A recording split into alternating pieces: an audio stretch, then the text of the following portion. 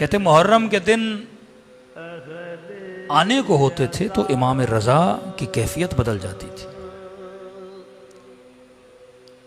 Sir से इमामा उतारते थे, पांवों से जूतियां उतारते थे, बाजार में जाते थे,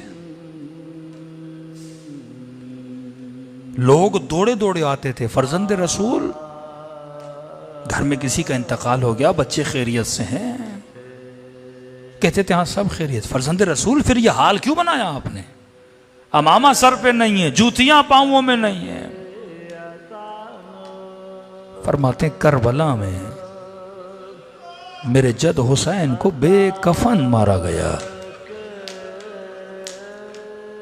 फरमाते आए शबीब के बेटे, अगर किसी पे रोना हो, दिल करे ना रोने का, आंसुओं को जाया न किया करो।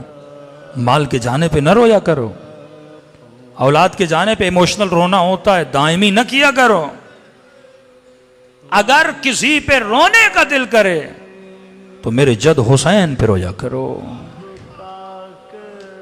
फिर अगला जुमला बड़ा सख्त था, फरमाया ऐसे मेरे जद को मारा गया जैसे इस भेड़ को ज़बह किया जाता है।